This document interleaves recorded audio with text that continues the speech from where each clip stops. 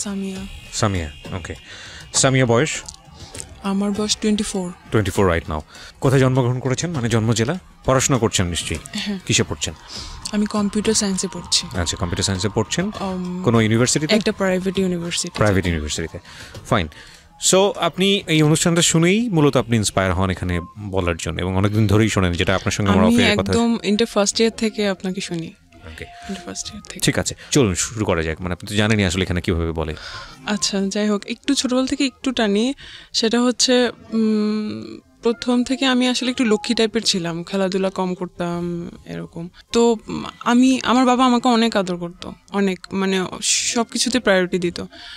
আমি ছোটবেলা থেকে একদম ক্লাস 10 পর্যন্ত আমার রোল ফার্স্ট পজিশনে ছিল। আমার মা হচ্ছে কি আমাকে পড়াতো, সব কিছুই পড়াতো, ড্রয়িং, নাচ, গান, এটা সেটা, ইভেন অভিনয় করা শিখাইতো। কিন্তু আর আমার বাবা হচ্ছে কি আমাকে ইংলিশ পড়াতো এরকম। আমি স্কুল চেঞ্জ করি, কারণ হচ্ছে কি গ্রামে ভালো সায়েন্স বা এটা সেটা থাকতো না, সায়েন্সের টিচার পাওয়া যেত না। তারপরে শহরের স্কুলে যাই। তো আমি বাড়ি থেকে তারপরে 3-4 কিলোমিটার দূরে হচ্ছে গিয়ে শহরের স্কুলে একা একা যাইতাম। তো তখনই আমার বাবা আমাকে মোবাইল দিছিল। আচ্ছা আচ্ছা, ছোটবেলাতেই? হ্যাঁ, দিছিল, কারণ আমাকে অনেক বিশ্বাস করতো। আমার মোবাইলটার প্রয়োজনই ছিল, কারণ আপনি কোথায় আছেন, কি করছেন না করছেন, যাতে আমি জানাতে পারি স্কুলে গিয়ে যে আমি আসছি। আবার ওটার জন্য আমাকে একটা পকেটও বানিয়ে দেওয়া হয়েছিল আমার সালোয়ারের মধ্যে লুকায়া, যাতে আমি ওখানে লুকায় রাখতে পারি, কারণ ওটা অ্যালাউ ছিল না স্কুলে। আমার কোনো ফ্রেন্ড জানতো না, কেউ জানতো না, শুধু আমার মা বাবা জানতো। আচ্ছা। আর হচ্ছে গিয়ে এখন সায়েন্সের টিচার কিভাবে ইয়া করবে, সো অনেক দূর থেকে আরেকটা শহর সাইডে আরেকটা শহরের স্কুল থেকে 2টা টিচার হচ্ছে গিয়ে আমার জন্য ইয়ে করছিল।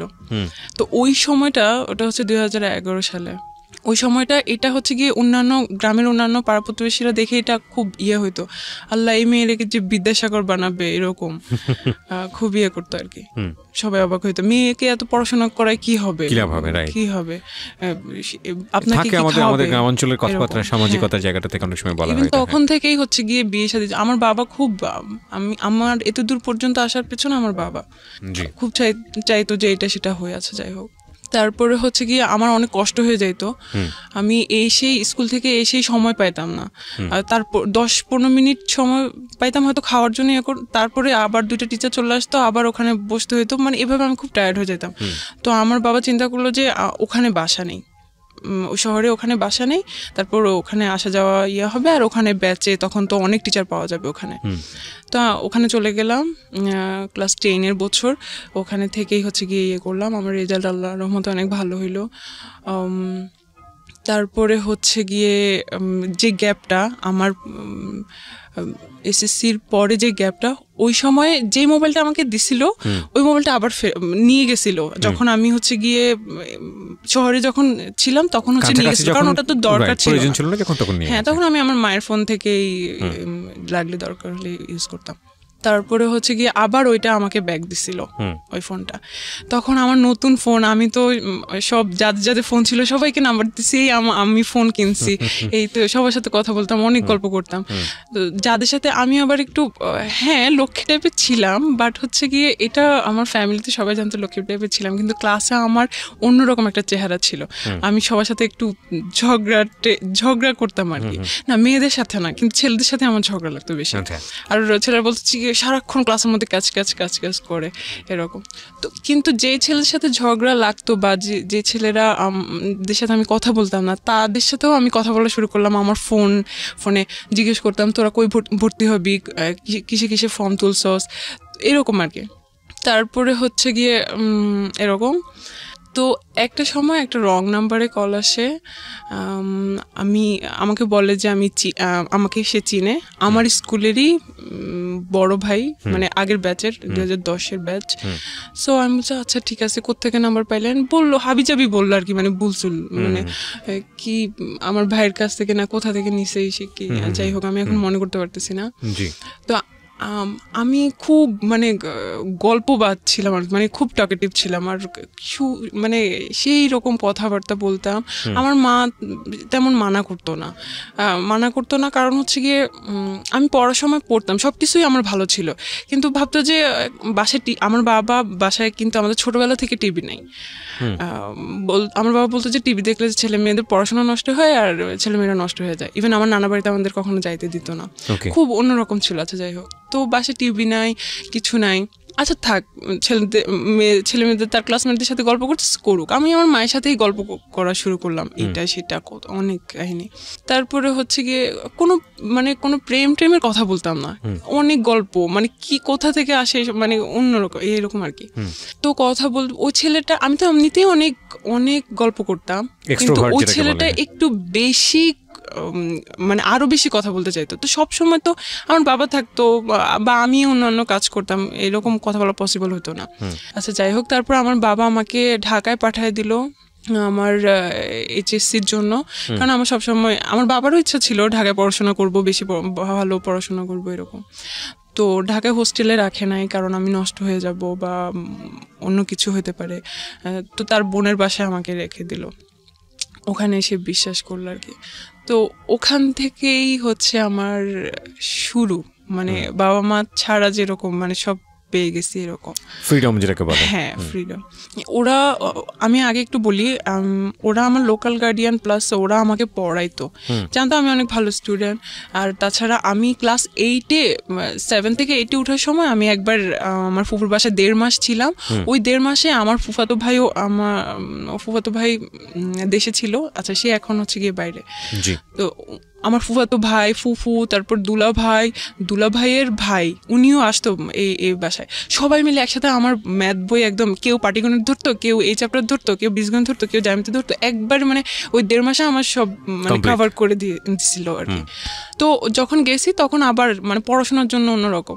তো 7 তারিখ, মের 7 তারিখ মেবি, আমার মনে পড়তেছে না, 2012 সালের আমার এসএসসি রেজাল্ট দিছিল। ওই দিনই হচ্ছে কি আমার ভাই দেশে আসছে বিয়ে করার জন্য। কোন ভাই? আমার ফুফাতো ভাই। যে ভাইটা আমার, যার বাসায় আপনি আছেন। হ্যাঁ, যে বাসায় আছি আর কি। তো হচ্ছে কি আমার রেজাল্ট দেখে এত খুশি হয়েছিল, মানে ওনারা সবাই আমাকে নিয়ে অনেক প্রাউড করতো। আর ওই মার্কশিটটা নিয়ে আমার সেই নতুন ভাবিকে দেখা, বলছে দেখো আমার বোন একদম সব সাবজেক্টে A+ পাইছে, শুধু একটুর জন্য ইস এরকম করতেছে, মানে উনি খুব এক্সাইটেড। যাই হোক, তো ওই ছেলেটার সাথে আমার কথা চলতেই আছে। ওই ছেলেটার একটা মানে আপনার স্কুলের সিনিয়র ভাই। হ্যাঁ। ওর নাম কি ছিল? তো ওর সাথে কথা চলতেছিল। ওর একটা সমস্যা হচ্ছে গিয়ে, ও হ্যাঁ বুঝতাম ও বেশি উইক হয়ে পড়তেছে। ও করতো কি, ও ফ্রি মিনিট কিন্তু, তারপরে হচ্ছে কি অনেক মেসেজ জমা হইতো, মিনিট দিয়ে তো কথা বলতো, কিন্তু মেসেজ তো আর পাঠানো হইতো না কাউকে। সো ওই 500 মেসেজ 600 মেসেজ, ওই সবগুলো মেসেজ ও একসাথে আমাকে পাঠিয়ে দিত। তো এটা আমার জন্য আমার খুব বিরক্ত লাগতো যে ও এইরকম করতেছে কিসের জন্য। কারণ হয়তো কি আমার কাজিন ছিল, ও কারণ ওর ফোন ছিল না, আমার ফোন ছিল। তো হচ্ছে গিয়ে কারো ফোন, মানে আমার ফোন ও ধরতে চাইতো, দেখতে চাইতো যে হ্যাঁ কি আছে বা একটা অন্যরকম সিকিউরিটির একটা ব্যাপার থাকে। হ্যাঁ, তো আমি হচ্ছে গিয়ে মানে সিকিউর ফিল করতাম না ও যদি দেখে ফেলে এরকম।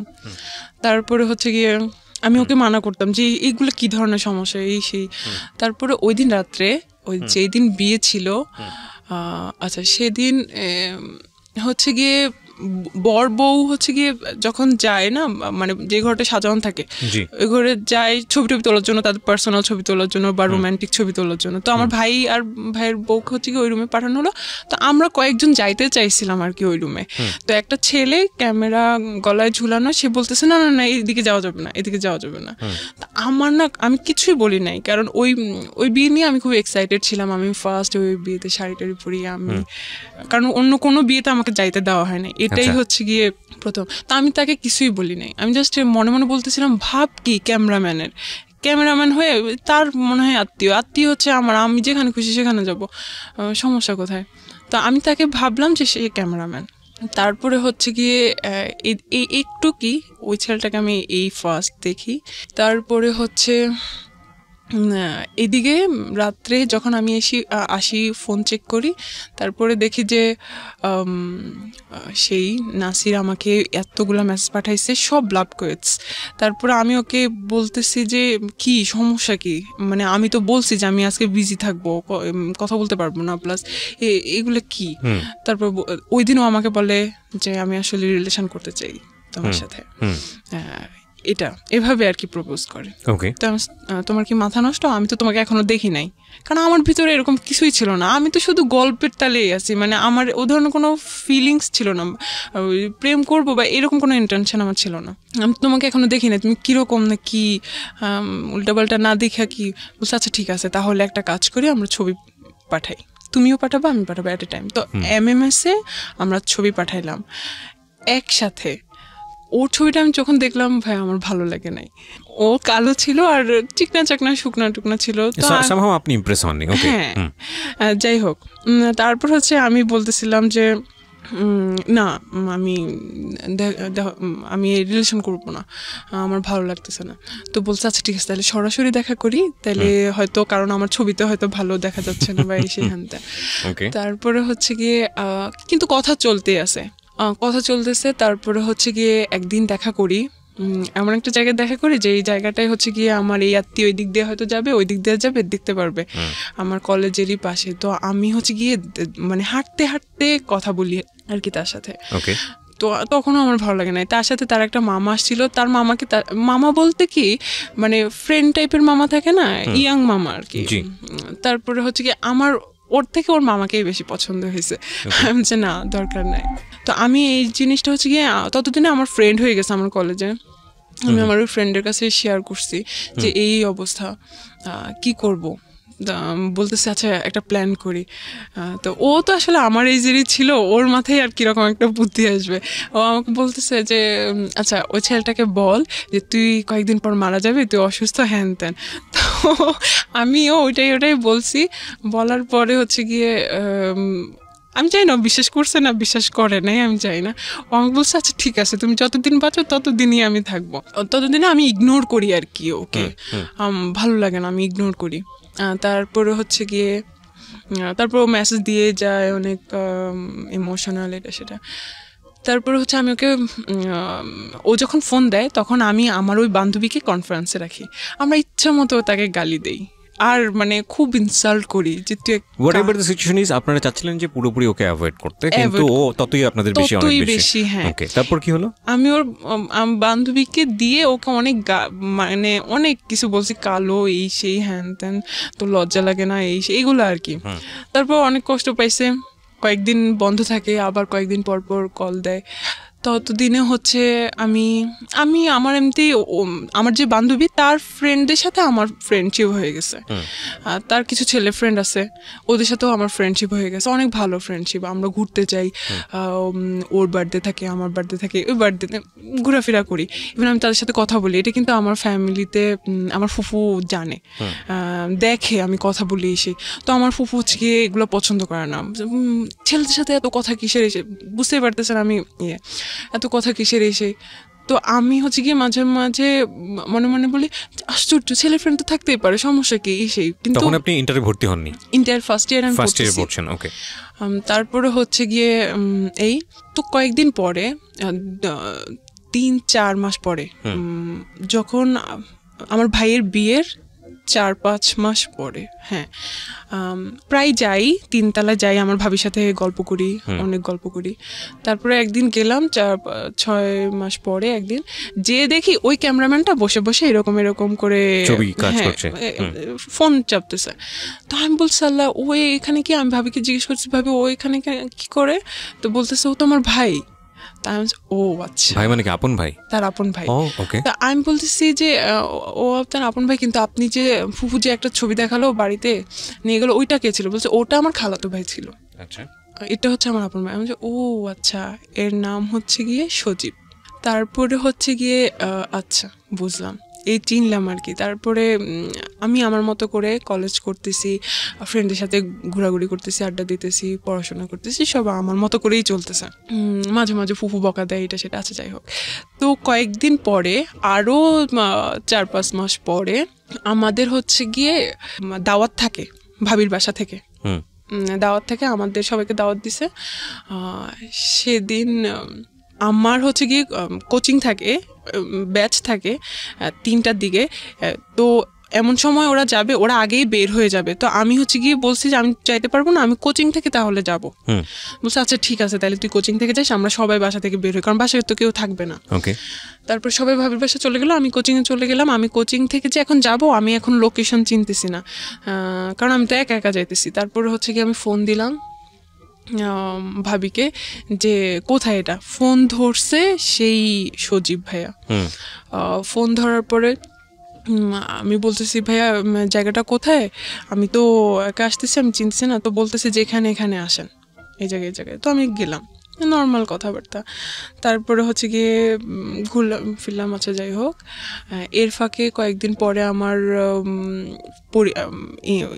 ইন্টার ফার্স্ট ইয়ার ফাইনাল পরীক্ষা দিলাম। দেওয়ার পরে আমি চিন্তা করলাম যে আমি এখানে আসলে পড়াশোনা করতে পারতেছি না। আমার 2টা ভাগ্নি আছে না, ওরা অনেক ফ্রেন্ডলি, ডিস্টার্ব তেমন না, মানে আমি ফিল করতেছিলাম আর কি যে ডিস্টার্ব হচ্ছে বা আমি ভালোভাবে পড়াশোনা করতে পারতেছি না। তো আমার বাবা চিন্তা করলো যে আচ্ছা ঠিক আছে, যে যদি রেজাল্ট ভালো না করে তাহলে ঢাকায় এত কষ্ট করে টাকা পয়সা খরচ করে কি। তো আমার বাবা কি করছে, আমার জন্য একটা বাসা নিছে। আবার বাসা নিছে, ওখানে হচ্ছে গিয়ে আমার মা কয়েকদিন পর পরে আসে, অল্টারনেট করে, কয়েকদিন আমার মা আসে, কয়েকদিন আমার বাবা আসে, কারণ বাসায় তো আরো আমার ভাই বোনরা আছে, ওদের পড়াশোনা আছে। তারপরে আপনাকে একা বাসায় দিল বাড়িওয়ালা? হ্যাঁ, আমার বাবা মা তো যায়। ও আচ্ছা আচ্ছা, মানে অল্টারনেট করে, হ্যাঁ ফ্যামিলি বাসা। তারপরে হচ্ছে গিয়ে যদি আমার বাবা মা না যেতে পারে, আমার বড় একটা আপুকে পাঠিয়ে দেয়, মানে অল্টারনেট করে কেউ থাকে। আর সব সময় থাকার জন্য আমাদের একটা, এখন কাজের মেয়ে বলবো না, কারণ ও আমাদের বোনের মতো হয়ে গেছে, একদম ছোটবেলা থেকে ওকে নিয়ে আসছি। তো ওকে পাঠিয়ে দিছে, কারণ যাতে খাওয়া দাওয়া, জামা কাপড় ধোয়া, এভরিথিং যাতে ও করে, আমি যাতে শুধু পড়াশোনা করতে পারি। আমার হচ্ছে টেস্ট পরীক্ষার কিছুদিন আগে হচ্ছে কি আমি ফেসবুক আইডি খুলি, মানে ওর সাথে কথা হয়, একটু কথা হয়, বেশি একটা কথা বলি না। আমি ওকে বুঝাই যে না এটা হবে না, আমি পারবো না। তার বলছে আচ্ছা ঠিক আছে, আমি তোমার সাথে একটু কথা বলি। মানে ও অনেক হেল্পলেস ছিল। আচ্ছা যাই হোক, হেল্পলেস বলতে ও অনেক ইমোশনাল ছিল, কিন্তু কিছু করতে পারতেছে না বলে অ্যাটলিস্ট চাইতো যে অ্যাটলিস্ট তাহলে কথা বলি, এরকম। যাই হোক, তারপরে আমি ফেসবুক আইডি খোলার পর তো এখন আরো খুশি। হ্যাঁ, ফেসবুকে আমার একে তাকে হচ্ছে গিয়ে অ্যাড করা শুরু করছি।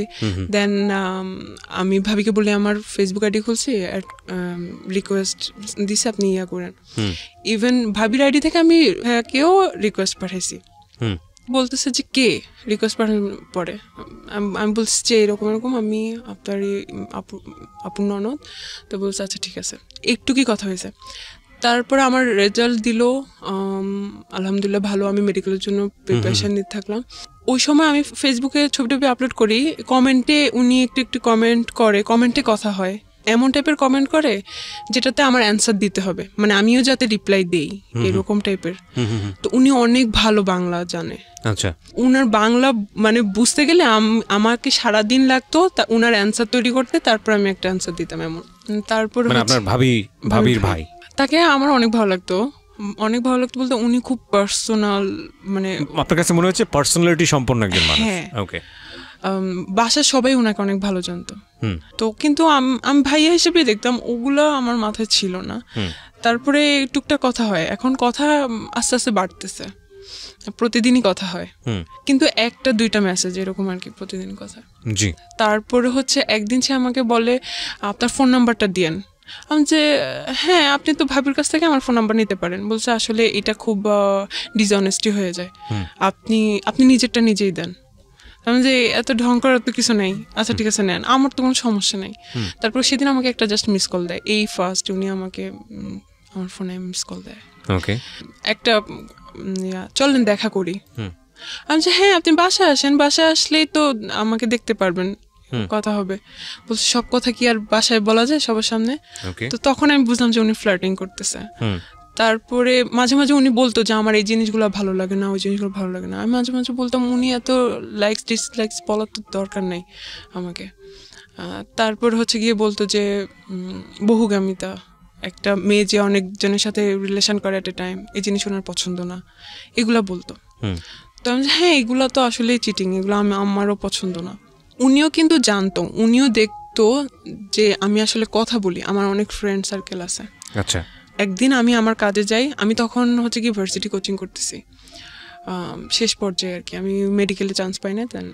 তো উনি একদিন আমি বাইরে যাই আমার কোচিংয়ে কাজে, তখন আমাকে সেকেন্ড কল করে, বলছে আপনি কোথায়, আমাকে বেআইন বলে ডাকতো, বেআইন আপনি কই এরকম। তা আমি বলতেছি যে এই তো আমি কাজে আসছি এখানে। বলছে আল্লাহ আপনি ওখানে দাঁড়ান, আমিও আসতেছি, দেখা করি চলেন। আচ্ছা, আমি বলছি না না দরকার নেই প্লিজ, কেউ দেখে ফেলবে, সমস্যা, বাইরে দেখা করা ঠিক না, আপনি বাসায় আসেন।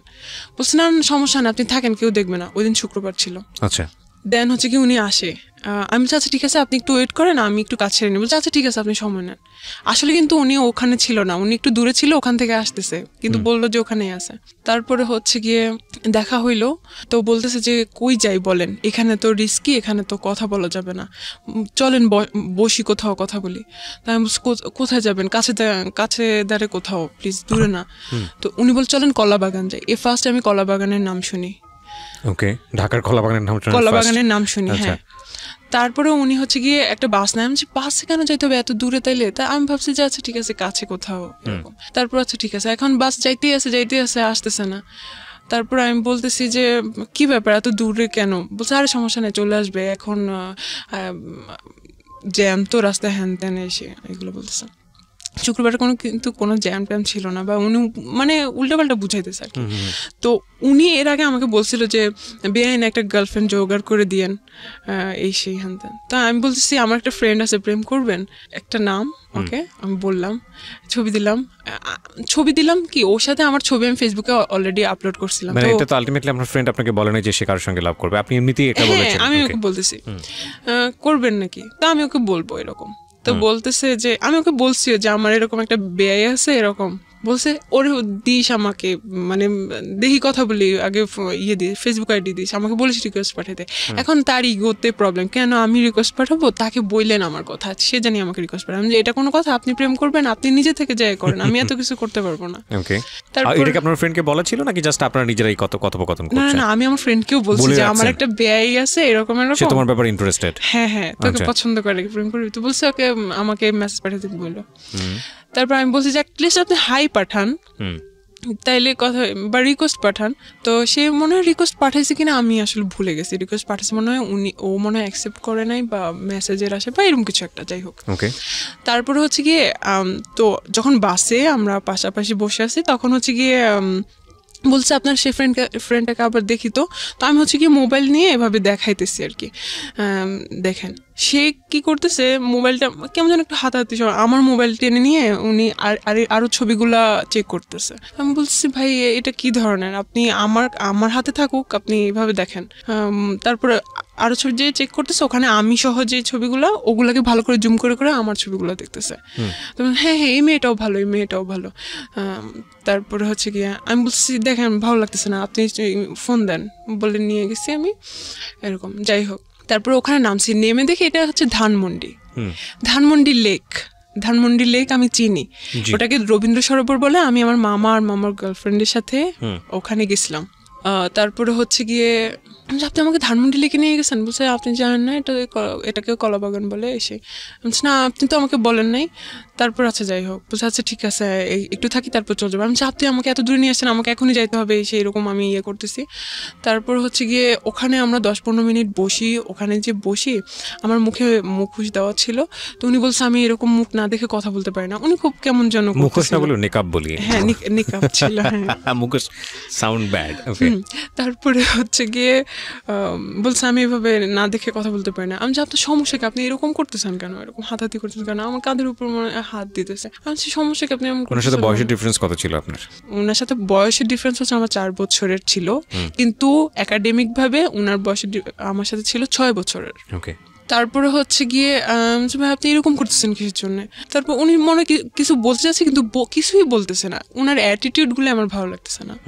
আমি খুব করি, আপনি এখন যাবেন, আমার দেরি হয়ে যাইতেছে, ফুপু বকা দিবে। তারপরে হচ্ছে কি উনি একটা সিএনজি নেয়, সিএনজিতে করে আমরা যাচ্ছি, যাওয়ার সময় এখন সিএনজিতে সে আমার হাত ধরে, শক্ত করে ধরে রাখে। আমি এখন হাত ছোড়াছুড়ি করতেছি যে আপনি ছাড়েন, এমন করতেছেন কেন, আমার ভালো লাগতেছে না। তো বলছে আমার দিকে তাকাও। ওই ফার্স্ট উনি আমাকে তুমি করে বলছে, এর আগে কিন্তু আপনি আপনি করে বলতো। তারপরে হচ্ছে গিয়ে আমার দিকে তাকাও বলে হচ্ছে গিয়ে আমার হাত ওনার বুকের উপর রেখে বলতেছে, কিছুই বলতেছে না, বলতেছে ওনার দিকে তাকাইতে। আমি তাকাই দেখি যে ওনার চোখ অনেক লাল হয়ে আছে, মানে একটু পানি পানি হয়ে আছে। সিএনজিওয়ালা তখন কি করছিল, ড্রাইভ করছিল না পিছনে তাকিয়ে ছিল? সিএনজিওয়ালা তো ড্রাইভ করতেছিল, এটা পিছনেই আর কি। তো আমি একটা কথা বলি, আমরা এই সবসময় তৃতীয় পক্ষ অস্বীকার করি, মানে খুব বিশেষ কিছু মোমেন্ট ঘটে যায় আমাদের লাইফে, প্রত্যেকের জীবনে হয়তো বা এই বিষয়গুলো আছে কম বেশি, রিক্সা এবং হচ্ছে সিএনজি, এবং আমরা সবসময় থার্ড পার্টি যেটা থাকে, যিনি রিক্সা চালাচ্ছেন কিংবা যিনি সিএনজি ড্রাইভ করছেন তাকে অস্বীকার করি এবং মনে করি যে ও কিছুই বোঝে না, ও কিছুই জানে না, ও এসবের একেবারে ইনভলভ না। কিন্তু আমার কাছে মনে হয় যে ও সব বিষয়গুলো খেয়াল করে। তো এটা আসলে এরকম সিনারি আমার কাছে মনে হয় যে ওই যে বলা হয় না, আমরা ছোটোবেলায় দেখতাম যে গাড়িতে ওঠার পরে যে চালকের সঙ্গে কথা বলবেন না। কথা কেন বলবো না? কারণ এটা কথা বললে তার কনসেন্ট্রেশন নষ্ট হতে পারে, এটা অ্যাক্সিডেন্ট ঘটে যেতে পারে। তো আমার কাছে কেন জানি মনে হয় এইরকম সিচুয়েশন সিএনজি কিংবা রিক্সাতে ঘটানো, এটা কথা বলার চাইতেও ভয়ঙ্কর রকমের দুর্ঘটনার মুখোমুখি আমরা হয়ে যেতে পারি, কারণ তখন ফুল কনসেন্ট্রেশনটা তার পিছন দিকে চলে আসে। সো এগুলো না করাটাই বেটার। ওকে, যাই হোক, বলেন তারপর হচ্ছে গিয়ে তো আমি বুঝলাম যে আসলে উনি রিলেশন করতে চাচ্ছে বা উনি আমাকে পছন্দ করে এরকম কিছু, বাট উনি কিন্তু এরকম মুখে কিছুই বলে নাই, শুধু চোখ লাল এটা দেখাচ্ছে। আমি নিজেই সব বুঝে নিছি, এরকম একটা অবস্থা। তা আমি জাস্ট ওনাকে একটাই কোশ্চেন করছি যে এটা কিভাবে সম্ভব, আপনি কি পাগল হয়ে গেছেন, এটা কিভাবে সম্ভব? আমাকে তো মেরে ফেলবে, সিডর হয়ে যাবে, ঘূর্ণিঝড় হয়ে যাবে বাসায়। তারপর বলতেছে আমি সবকিছু ম্যানেজ করবো। আমি বলতেছি কি ম্যানেজ করবেন আপনি? বলছে আমার ফ্যামিলির কেউ তোমাকে কিছু বলবে না, কারণ সবাই উনাকে অনেক প্রায়োরিটি দেয়, উনি একমাত্র ছেলে। আচ্ছা, ওভার কনফিডেন্ট। হ্যাঁ। তারপরে হচ্ছে গিয়ে আমি বলছি আপনার ফ্যামিলি আপনি রাখেন আপনার কাছে, কিন্তু আমার ফ্যামিলি তো জীবনও মানবে না।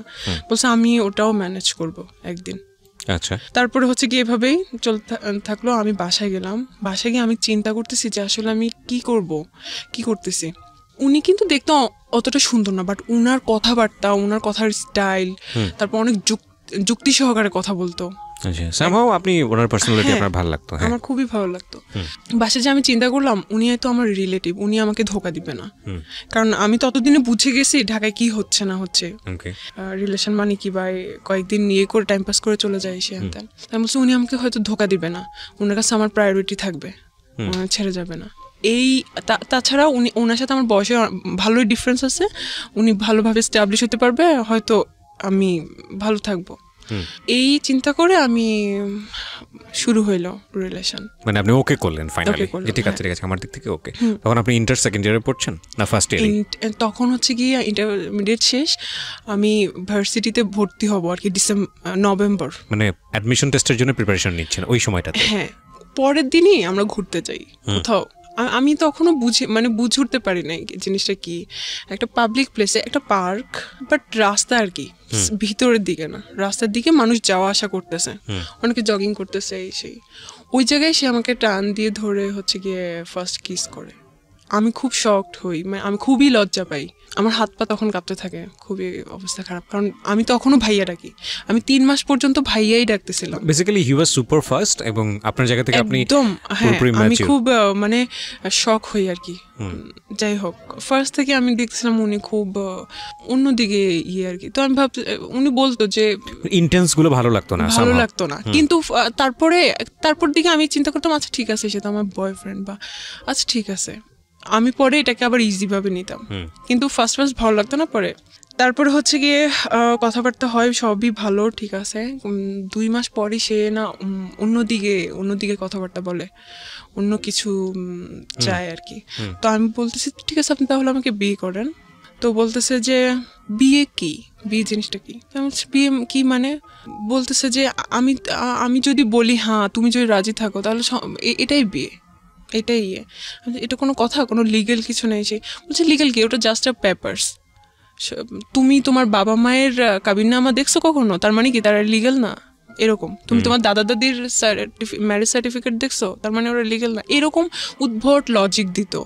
তো মাঝে মাঝে আমি খুব বলতাম এগুলো উল্টাপাল্টা লজিক দিতেছেন কিসের জন্য, মাঝে মাঝে ইয়ে করতাম, মাঝে মাঝে ও আমাকে এমনভাবে বুঝাই দিত যে ওটাই সঠিক, আমি ওটাই বুঝতাম। তারপরে আচ্ছা ঠিক আছে হইলো কিছু একটা, তারপরে হচ্ছে গিয়ে আমি তখন থেকে ভাবতাম ওকে সে আমার হাজব্যান্ড। মানে ওর প্রস্তাবে আপনি আলটিমেটলি সামহাউ আমাকে ওভাবেই তৈরি করে নিছে, ওভাবেই আমার মাথার মধ্যে দিছে তুমি আমার ওয়াইফ, আমি তোমার ইয়ে, এটাই হচ্ছে গিয়ে বিয়ে। ওকে, সো আপনি এটা এগ্রি করেছেন? হ্যাঁ, কারণ আমাকে এমন ভাবলো, আমি যখন জিজ্ঞেস করতাম এইটা তাহলে কি, ওইটা তাহলে কি, ও ওভাবেই বুঝাই দিত সুন্দর করে। ওকে, একটা 3-4 মাস পরে হচ্ছে গিয়ে ও এগুলা আমার ফ্রেন্ড সার্কেল এগুলা নিয়ে ইয়া করতো। আমি হচ্ছে গিয়ে আমি খুব গল্প পাচ্ছিলাম বলতাম না, আমি হচ্ছে গিয়ে ও খুব কম সময় দিত আমাকে, যদি দিনে 1 মিনিট কথা হইতো আমি ভাবতাম যে অনেক কথা হয়ে গেছে এরকম, বাট ডাকার সময় যখন দেখা করতাম, ডাকার সময় ওই পর্যন্তই, ওগুলা ঠিক আছে, দেন কোনো কথাবার্তা নাই, শুধু ওই জন্যই ডাকতো আর কোনো কথাবার্তা নাই। ওকে, বলতো আমি বিজি, আমি অফিসে এসে হ্যানতেন, অফিস করতো, হ্যাঁ আমি বিজি এসে হ্যানতেন, আমি পারি না, বসটা থাকে সামনে, কলিগরা থাকে, কথা বলতে পারি না। তার 1 মিনিটও দিনে ইয়ে হইতো না। আমি বলতাম সিগারেট খাওয়ার টাইম তো অ্যাটলিস্ট আমার সাথে কথা বলতে পারেন, আমি আপনি করে বলতাম, কখনোই তুমি করে বলি না, অনেক অনেক সম্মান করতাম, যা বলতো তাই বিশ্বাস করতাম যে ওটাই রাইট বলতে। আর মাওলানা তারপরে হুজুর এদের বিরুদ্ধে অনেক কথা বলতো, ওদের এইসব জিনিস আমার ভালো লাগে না, এরা এখন নতুন নতুন এইসব রুলস তৈরি করে, ধর্ম ব্যবসা করে, এই সেখান এগুলা। তো আমি বলতাম ও আচ্ছা হ্যাঁ ঠিক আছে, এমনভাবে বুঝাই দিত, আচ্ছা আমি ওভাবে ইয়ে করতাম। তো আমি একদিন ওকে ইয়ে করতেছি যে আমার একটা ফ্রেন্ড অস্ট্রেলিয়ায় গেছে স্টুডেন্ট বিষয়ে, ও অনেকদিন পর আমাকে ইয়ে করছে, নক করছে, আমি কথা বলতেছিলাম আমার সাথে, তখন থেকে রিয়াকশান শুরু। তো বলতেছে যে একটা ভদ্রঘরের মেয়ে কি এরকম করে কথা বলে, তুমি তো একটা এরকম খারাপ, এই সেই। হোয়াটসঅ্যাপ বন্ধ, হোয়াটসঅ্যাপ চালাইতাম, হোয়াটসঅ্যাপ বন্ধ, মানে তখন আপনার উপরে কর্তৃত্ব খাটানো শুরু করলো। আল্লাহ, এটা তো হচ্ছে গিয়ে 1 মাস পর থেকেই, 1 মাস পর থেকে। তো আমি ভাবতাম যে এটা হচ্ছে, কারণ হাজব্যান্ড টাইপ, কারণ মানে আমি ভাবতাম যে হ্যাঁ ঠিক আছে, এটাই মনে হয় অনেক কেয়ার করে, অনেক লাভ করে, আমি ওটাকে খুব ইজিভাবে দেখতাম। তারপরে হচ্ছে গিয়ে একদিনে যাওয়ার আগে আমি একটা কথা বলি, সেটা হচ্ছে যে এটা বোধহয় বাই ন্যাচারালি সত্য। অ্যারিস্টোফেনাস নামে খুব বড় একজন ফিলোসফার ছিলেন, আমি যদি ভুল না করে থাকি নামটা, তার একটা লেখাতে পড়েছিলাম যে বেসিক্যালি গার্লস যে কোয়ালিটি, সেই কোয়ালিটিতে কিছু কিছু জিনিস গার্লসদের মধ্যে সেম, মানে মেয়েদের মধ্যে এই জিনিসটা সেম, মোরাললেস। সেটা হচ্ছে দে আর ভেরি মাচ ইমোশনাল, এবং আবেগ দিয়ে তাদের পুরো দুনিয়াটা নিয়ে নেওয়া যায়। হ্যাঁ, আপনি যদি মানে আমি এখানে অনেক মেয়েরাই শুনছেন, সে কারণে হয়তো বা শুনে সতর্ক হবেন। সেটা হচ্ছে একটা ছেলেকে বোঝার জন্যে বা একটা মানুষকে জীবনে পারফেক্টলি নেওয়ার জন্য অনেকগুলো বিষয় জাজ করতে হয়। তার আগে জীবনের শ্রেষ্ঠ সম্পদটা, যেটা আমাদের রিলিজিয়নে নিষেধ করা হয়েছে, যেটা আমাদের আইনত যায় না, সামাজিকতার জায়গা থেকেও অসামাজিক মনে করা হয়, এই বিষয়গুলো লেনদেনের জায়গাটায় না যাওয়াটাই উত্তম। কেন বলছি যে অনেক ছেলেরা আছে খুব ভালো করে এটা জানে যে একটা মেয়েকে পাওয়ার সর্বোচ্চ জায়গাটা হচ্ছে তাকে ইমোশনালি ট্রাই করা, এবং একটা মানুষকে যখন ইমোশনালি উইক করে ফেলা হয় তখন তার সব কিছুই পাওয়া যায়, এবং সেক্ষেত্রে ইমোশনালি তাকে ওই হাজব্যান্ড বানানো, ইমোশনালি তাকে লাভ করা, এবং তারপরে তার যেটা হাসিল করা এবং হাসিল করে সেখান থেকে সরে পড়া, এবং এগুলো আসলে আমাদের সমাজে অহরহ হচ্ছে। আর এই স্টোরিটা আসলে কোথায় গিয়ে দাঁড়িয়েছে সেটাও আমরা দেখাবো আপনাদেরকে। আমি আরেকটু বলতে চাই, তবে সেই বলার জায়গাটা ওনার বলার পর। হ্যাঁ, ও সবসময় বুঝে তো ও অনেক রেসপন্সিবল হাজব্যান্ড, অনেক মানে সব কিছুতে আমাকে গাইড করে, আমিও খুব হ্যাপি ও আমাকে গাইড করে। আপনি তাকে মানে হাজবেন্ড বলছেন, মানে আপনি মন থেকে তাকে হাজবেন্ড হিসেবে করে নিয়েছেন? আমি তো জানি ওটাই বিয়ে। আপনি জানেন ওটাই বিয়ে? হ্যাঁ, আমাকে তো ওভাবেই বুঝাইছে। তো আপনি ছোটবেলা থেকে দেখে আসেননি বিয়ে মানে কি? আমি দেখে আসছি, কিন্তু ও তো আমাকে পুরা সব করে দিছে। এখানে একটা বিষয় খেয়াল রাখবেন, যারা এই ভিডিওটা ইউটিউবে দেখবেন এবং একই সাথে যারা রেডিওতে শুনছেন, আমি খুব বিরক্ত বোধ করি একটা জায়গাটাতে, সেটা হলো আমরা সবসময় যিনি গল্পটা বলেন তাকে জাজ করি। আরে ভাই, সে আমাদের সমাজের বিচ্ছিন্ন ঘটনা না, যাকে এখানে নিয়ে আসা হচ্ছে সে বিচ্ছিন্ন ঘটনা না, তার মতো ভুল অনেকেই করেন। তার ভুলটা শুনে তাকে শুনে যাতে করে আপনি কোনো ভুল না করেন, আপনার চারপাশে যাতে কোনো ভুল না হয় সেটার দিকে খেয়াল করেন।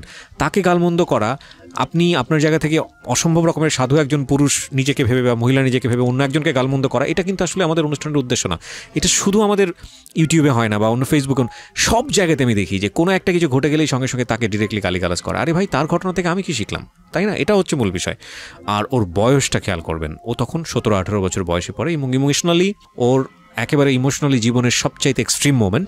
আরেকটা যেটা, সেটা হচ্ছে ওর জীবনের প্রথম লাভ, এবং মানুষ প্রেমে পড়ে কত কি করে সেটা আসলে নতুন করে বলার কিছু নাই। তবে আজকের এটা একদমই ডিফারেন্ট একটা স্টোরি। তো আমি এরকম একটা জানি, ধর্মীয় জ্ঞান যে আমার খুব ভালো আছে তা না, আমি মোটামুটি পড়েছি, আমারও খুব কনজারভেটিভ একটা পরিবারেই বড় হওয়া। আমি যতটুকু জানি যে এরকম একটা হাদিস আছে যে মেয়েদের দিক থেকে বিষয়টা এরকম যে ওই বিয়েই না যদি মেয়ের বাবা সেটাতে রাজি না থাকে এবং মেয়ের বাবা যদি বিয়েটা না দেয়, ওটা কোনো বিয়েই না। রাসূলুল্লাহ সাল্লাল্লাহু আলাইহি ওয়াসাল্লামের একটা হাদিস, আমি যতদূর জানি, আমার জানার মধ্যে ভুলও হতে পারে। আমি এরকম 2টা হাদিস জানি। হ্যাঁ, তো এটাকে আপনি পরে জেনেছেন না আগে জেনেছেন? আমি পরে জেনেছেন। তো এটা মানে ওই বিয়েই না যদি বাপ জীবিত অবস্থায় থাকে এবং ওই বিয়েতে বাবার যদি কোনো সম্মতি না থাকে, বাপ যদি না জানে, যতদিন পর্যন্ত না জানবে ততদিন পর্যন্ত ওটা বিয়ে হয়নি।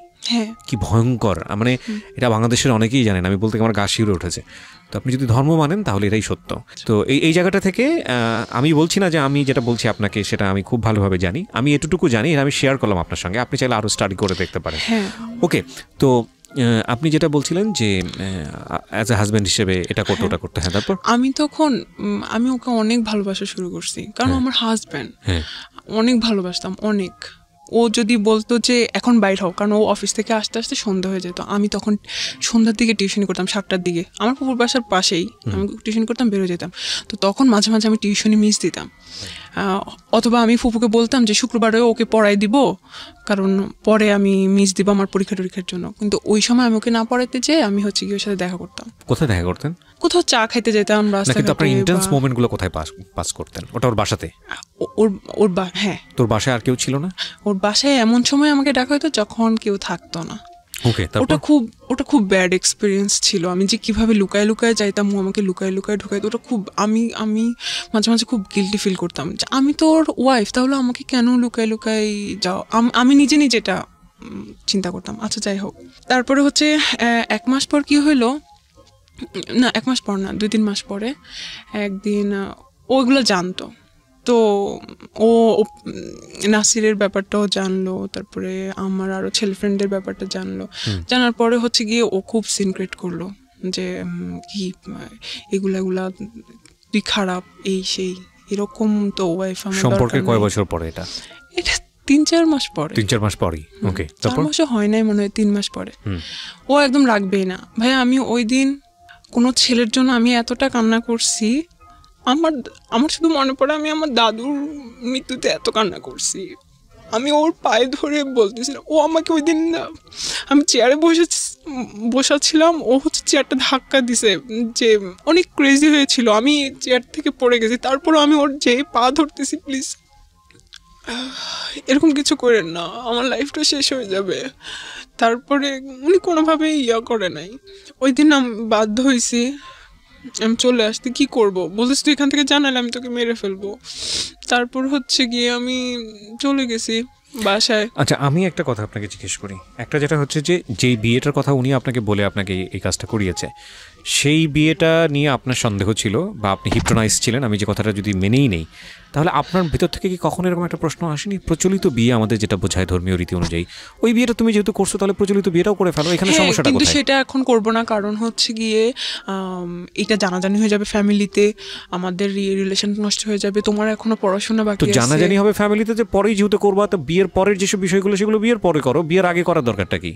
বাট সে থাকতে পারতেছে না। বিষয়টা হচ্ছে actually this is a very simple logic. একটা ছেলে এবং একটা মেয়ে পরিণত বয়সে পাশাপাশি থাকলে যেই ঘটনাগুলো ঘটার কথা, মূল যে জায়গাটায় গিয়ে সব কিছু থামে, যে জায়গাতে গিয়ে আসলে সব কিছু স্ম্যাশড হয়, সেই জায়গাটাই যাওয়ার রাস্তাটাই আসলে হচ্ছে হলো দুজন পাশাপাশি থাকা। এবং এই জন্যই বোধ হয় যে মানে ডিস্টেন্স জিনিসটাকে সাপোর্ট করে অনেকেই, যে সম্পর্কের জায়গাটা থেকে ডিস্টেন্স রাখাটা প্রয়োজন। বিয়ের আগ পর্যন্ত যেসব ডিস্টেন্স রাখলে বৈবাহিক পরবর্তী যে সম্পর্কগুলো সেগুলো জীবনে আসে না, সেই ডিস্টেন্সটা রাখা প্রয়োজন। প্রচুর লজিক আছে আসলে, একটু যদি ঠান্ডা মাথায় চিন্তা করেন আজকের এই গল্প। তারপর কি হলো, আপনি মেনে নিলেন এটা? তারপর আমি চলে গেলাম বাসায়। আর হচ্ছে কি ওই 1 মাস আমার লাইফের খুব টার্নিং পয়েন্ট ছিল ভাইয়া। তখন হচ্ছে গিয়ে আমি যখন ভার্সিটিতে, তখন নতুন নিউ সেমিস্টার, তখন আমাদেরকে মাত্র সি প্রোগ্রামিং শেখাচ্ছে। আমি কিন্তু খুব ভালো স্টুডেন্ট, আমার ভিতরে একটা কম্পিটিশন নিয়ে, আবার যে ওখানে আমাকে ফার্স্ট হইতে হবে, এইরকম একটা মেন্টালিটি নিয়ে আমি ওখানে ভর্তি হয়েছি। ওই প্রোগ্রামিং আমার আর শেখা হয় নাই। ওই 1 মাসে অলরেডি ওরা অনেক দূর আগে গেছে, আমি এখন পর্যন্ত শিখতে পারি। ওটা আমার লাইফে সবচেয়ে বেশি মানে আফসোস যে আমি সি প্রোগ্রামিং শিখতে পারি না। যাই হোক, তারপরে হচ্ছে গিয়ে ওই 1 মাস এমন অবস্থা, আমার খাওয়া দাওয়া তো বাদ। তারপর শুধুমাত্র একটা বান্ধবী জানতো যে কিনা আমার ভাবির স্টুডেন্ট ছিল, সে জানতো আবার সজীবের কথা। তো বলতো যে ধৈর্য ধরো, হয়তো উনি আসবে। তারপর আমিও ফোন দেই নাই, ও ফোন দেয় নাই। আমি একদিন হচ্ছে গিয়ে 1 মাস পরে একদিন, ওই 1 মাসে হয়তো কি আমি আল্লাহর কাছে দোয়া করতাম ওর পরে জানি কোনো ছেলে আমার লাইফে না আসে। আমি অন্য ছেলের কাছে যাওয়ার আগে আল্লাহ জানি আমার বডি ডিস্ট্রয় করে দেয়, এই ধরনের দোয়া করতাম আমি। কেন করতেন? আমি চাইতাম না, কারণ যাতে একটা ছেলে আমার লাইফে থাকুক, আমি চাই না। আমার কাছে এটা খুব ঘৃণা লাগতো নিজের কাছে। আর আমি এরকম আমি ওকে অনেক ভালোবাসতাম, হয়তো ভালোবাসা থেকে মনে হতো যে আমি এইভাবেই থাকবো, তারপর হয়তো আমি ওকেই ভালোবাসা থাকবো, এরকম মনে হতো। আমার লাইফ পার করে দিবে এভাবে। তারপরে হচ্ছে গিয়ে 1 মাস পরে একদিন সকালবেলা আমি সারা রাত ঘুমাইতে পারতাম না। তখন আমি তাহাজ্জুদ নামাজ পড়েও কান্না করতাম ওর জন্য। তো এভাবে আল্লাহর কাছে দোয়া করতাম, হাজবেন্ড সম্বোধন করে দোয়া করতাম। My goodness.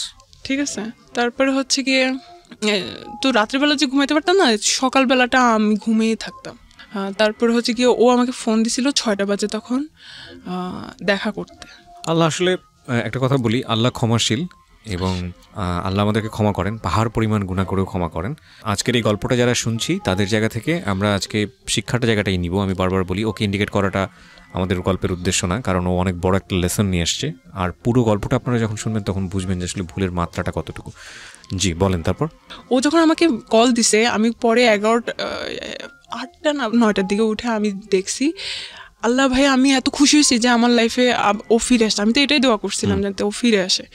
আমি এত খুশি হয়ে গেছি। আমি হচ্ছে গিয়ে কিছু না খেয়ে, তখন আমার পেট খারাপ, মানে ওই 1 মাস আমার পেট খারাপ ছিল, কারণ আমি খাওয়া দাওয়া ঠিক করে করতাম না, সারাদিন না খাওয়া থাকতাম, রাত্রিবেলা এসে খাইতাম, আমার পেট খারাপ হয়ে যেত। তো বলতেছে যে উপরে আসো। আমি যে না নিচে আসেন কথা বলি।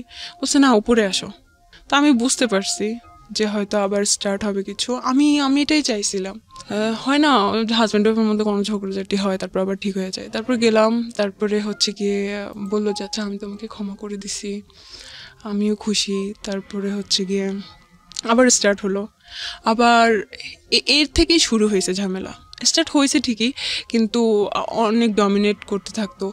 আমি কিছু ঘটনা বলি, এখানে কিছু ঘটনা বলি, তারপরে এটা শেষ করে দেব। সেটা হচ্ছে কি, আমি ইংলিশে কোর্স করতাম রাইটিংয়ের। তো ওখানে হচ্ছে গিয়ে ওদের মধ্যে আমি খুব ভালো পারতাম। তো পরের দিন রেজাল্ট দিল, কিন্তু আমি ওই দিন যাই নাই। ওই দিন রেজাল্ট যেদিন দিছে ওই দিন হচ্ছে গিয়ে আরেকটা আঙ্কেল ওখানে ইংলিশ শিখতো। তো উনি বলতেছে যে কালকে আমি সবাইকে ট্রিট দিব, আইসেন। তো আমি পরের দিনই গেছি। বলছে আপনি তো একটা জিনিস মিস করছেন, গতদিন ছিলেন না, আজকে কিন্তু এই আঙ্কেলটা ট্রিট দিবে, তো আইসেন। ওটা পিঙ্ক সিটিতে। তারপরে হচ্ছে গিয়ে আমি ওকে ফোন দিলাম। আমি আচ্ছা স্যার আমি তো হচ্ছে গিয়ে বাসা বলে আসি না, আমি একটু বাসা বলি। তো আমি আমার ফুপুকেও জানালাম, বলি আচ্ছা ঠিক আছে যাও খেটে আসো। তারপরে ওকেও ফোন দিলাম যে এরকম বলছে আচ্ছা ঠিক আছে, আমি কিন্তু তোমাকে ফোন দিতে পারি, যখনই বলবো তখনই কিন্তু চলে আসতে হবে। তো আমি বলছি আচ্ছা ঠিক আছে, কখন? কারণ ওরা তো 2টার দিকে ম্যাক্সিমাম টাইমে হচ্ছে 2টায় লাঞ্চ থাকে, শুক্রবার জুমা নামাজের পরে 2টার পরে হয়তো লাঞ্চ থাকবে, তো আস্তে আস্তে একটু দেরি হতে পারে। বলছে না কিন্তু বেশি দেরি করা যাবে না, তাড়াতাড়ি করে চলে আসো। আমি কিন্তু তোমার জন্য অপেক্ষা করবো। আচ্ছা ঠিক আছে। তো আমি গেলাম, ওই কিন্তু পারমিশন দিল, গেলাম। এখন ভাইয়া ওখানে আনফর্চুনেটলি একটা বার্থডে পার্টি ছিল, তো ওটার জন্য সিটগুলো খালি ছিল না। তো আমাদের একটু দেরি হয়ে গেছে। আচ্ছা যাক, যাই হোক, ও খাওয়া পাতে মাত্র শুরু করছি, ওখানে আমার টিচাররা আরো ওই ক্লাসের আরো আপু ভাইয়ারা, কয়েকজন বড় বড় ইয়ে ছিল, সবাই খাইতেছি। ওই টাইমে ও আমাকে ফোন দিতে আসে। ওই সময় আমি কি খাওয়া পাতে ওখানে রেখে চলে আসবো? মানুষ কি ভাববে? ওরা কি জানে আমার রিলেশন আছে বা এরকম কিছু? আমি বলতেছি আমি আসতেছি, আর একটু সময়। সে কন্টিনিউয়াসলি ফোন দিয়ে যাচ্ছে। তারপর আবার বৃষ্টি শুরু হয়েছে। আমি যে এরকম করতেছি, হ্যাঁ, আমি যে তাড়াহুড়া করতেছি, স্যাররা বুঝতে পারতেছে যে তুমি এমন করতেছো কেন, বসো। আরে ও চিন্তা করতেছে হয়তো আমি কিছুক্ষণের সময় ফ্রি পেয়েছি বাসার মধ্যে, সো এতটুকু তুমি যদি মিস করে ফেলো তাহলে ফ্রি পাবো না। হ্যাঁ, ইন্টেন্স গুলো দেখেন আপনারা, এবং এগুলো কিন্তু আমাদের সোসাইটিতে এখন অনেক কমন, খুব কমন স্টোরি। বিশেষ করে মেয়েরা আজকের এই গল্পটা একটু ভালো করে মনোযোগ দিয়ে শোনেন প্লিজ। হ্যাঁ, ওকে। তারপর কারণ পরে তো আর সময় পাবে না, ও অনেক সময় ম্যানেজ করছে আমার জন্য। সো এমনিতেই কথা বলতে পারে না, এমনিতেই কথা বলতে পারে না, 1 মিনিট 2 মিনিট কথা বলে। তারপর হচ্ছে গিয়ে আমি তো অনেক করতেছি ওখান থেকে আসার জন্য, বৃষ্টি হইতেছে। আমি বলছি না স্যার, আমাকে যাইতে হবে বাসায়। বলছে আল্লাহ, এই বৃষ্টি তুমি যাবা কিভাবে? দাঁড়াও আমি সিএনজি ঠিক করে দিয়ে এসি। পরে হচ্ছে গিয়ে করতে 5টা বেজে গেছে আমার ওখানে আসতে। পরে আমি ওকে ফোন দিতেছি, ও হচ্ছে গিয়ে পিক করতেছে না। আমি মেসেজ পাঠাইতেছি, ফোন করতেছি। আমি ওখানে 8টা 8:30 পর্যন্ত দাঁড়াইছিলাম ওই জায়গায়, যে ও ফোন ধরবে, আমি দেখা করে তারপর বাসায় যাব। ও ধরতেছিল ওই না। তারপর আমি বলছি আমি কিন্তু এখানে, আমি মাঝে মাঝে খুব করতাম আর কি, ক্রেজি হয়ে যাইতাম। আমি কিন্তু এখানেই দাঁড়ায় থাকবো, আপনি কিন্তু না করলে। ও অনেক ঘাওড়া ছিল।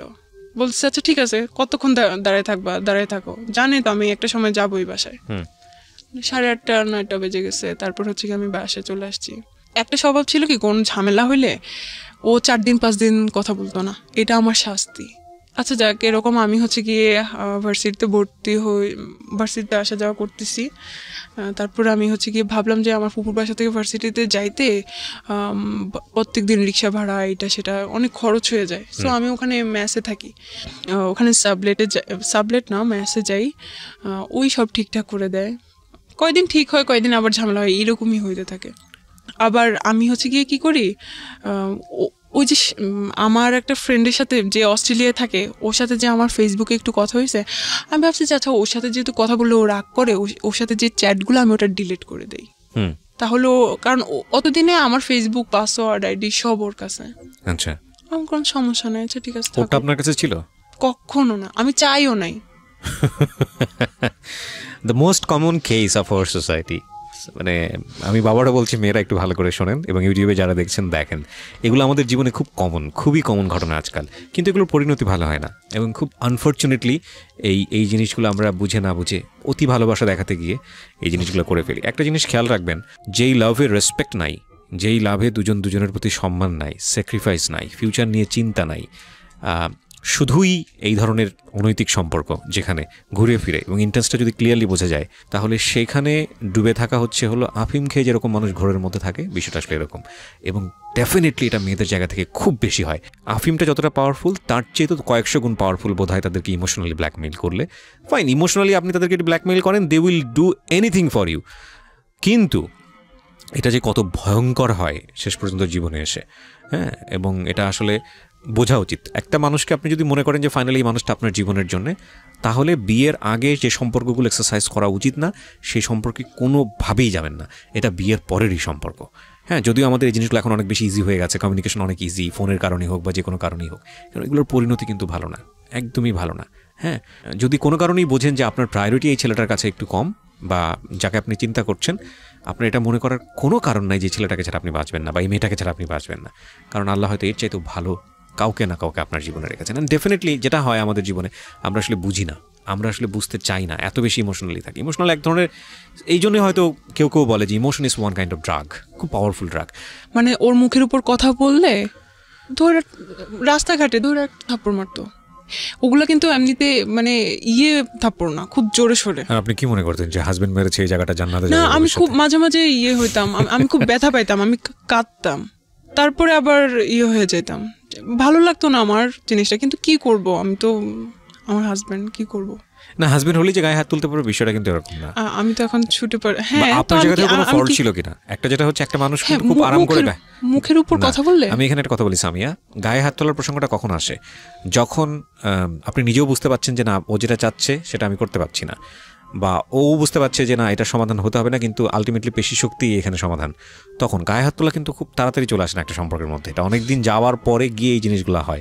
সো বোথ সাইড প্রবলেম ছিল ডেফিনেটলি, আপনার জায়গা থেকেও কিছু না কিছু প্রবলেম ছিল। হয়তো আমি মাঝে মাঝে ঘাবড়ানি করতাম, হ্যাঁ না, কিন্তু এখানে আমরা এটা আমাদের অনুষ্ঠানের একটা সীমাবদ্ধতা। যখন কেউ গল্পটা বলতে আসে, সে নিজেকে ওই ফেরেশতার জায়গায় তুলনা করে, মানে আমার কোনো দোষ নাই। না না না, অবশ্যই ডেফিনেটলি কিছু না কিছু ফল্ট তো আপনার অবশ্যই আছে আপনার জায়গা থেকে, এবং সেই জায়গাটা থেকে আমার মনে হয় অনেক কিছু শেখারও আছে আমাদের। অবশ্যই আমার ফল্টগুলোই আমি বলি। আমি হচ্ছে গিয়ে ওই ভিডিও ওই হচ্ছে গিয়ে চ্যাটগুলো আমার ডিলিট করা উচিত হয় নাই, এই জন্য ওর সন্দেহটা আরো বেড়ে গেছে।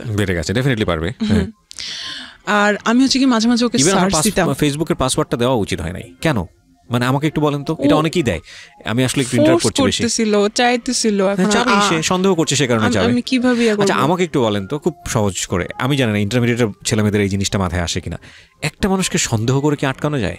আমি যদি ধরেন, মানে কেউ যদি, আপনার বয়ফ্রেন্ড যদি আপনাকে সন্দেহ করে, বা আপনার হাজবেন্ড যদি আপনাকে সন্দেহ করে, আপনাকে আটকাইতে পারবে? সন্দেহ করে একটা প্রুফ পেলো যে না, আপনার সঙ্গে অন্য একটা ছেলের রিলেশন আছে, তো সেটা কি সে কিভাবে আটকাবে? হয়তো রিলেশন ভেঙে দিবে বা এই ছাড়া আর কি করবে? সেটার জন্য সন্দেহ করলে তাকে স্পাইং করতে হবে, যে লাইক ঠিক আছে, আমি তাকে তার মতো করে চলতে দেই, আমি বিভিন্ন জায়গা থেকে খোঁজ খবর নিয়ে দেখি ঘটনাটা সত্য কিনা।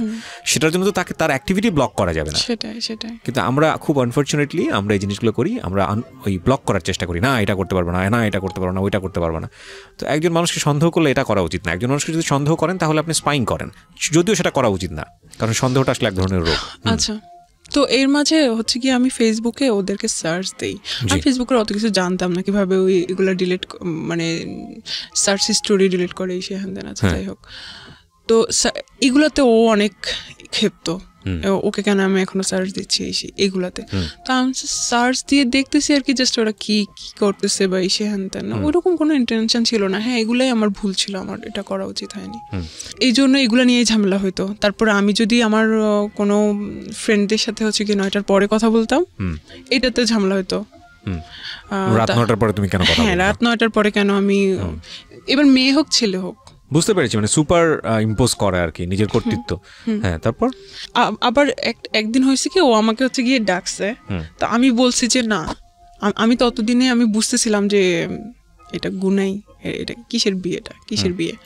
ও ততদিনে হচ্ছে কি আমি ম্যাচ চেঞ্জ করে আমার বান্ধবীর সাথে থাকা শুরু করছি। আমার এক বান্ধবী আমার রুমমেট ছিল, ও দেখতো, ও এগুলোতে বিরক্ত হয়ে যায়, তো আমাকে অনেক বুঝাইতো কি করতেছিস, এটা কি মনে করিস এটা তোকে ভালোবাসে, এই হ্যান ত্যান। আমি তুই বুঝবি না, বলছে তুই এই ছেলেকে কিভাবে পছন্দ করলি, ওকে দেখতে কেমন দেখা যায়। আমি দেখ, আমি কিন্তু চেহারা দেখে ইয়া করি নাই, ও কিন্তু অনেক ভালো মনের মানুষ, এই সেই হ্যান ত্যান। তো ওদেরকে ওভাবে আমি চুপ করাই দিতাম।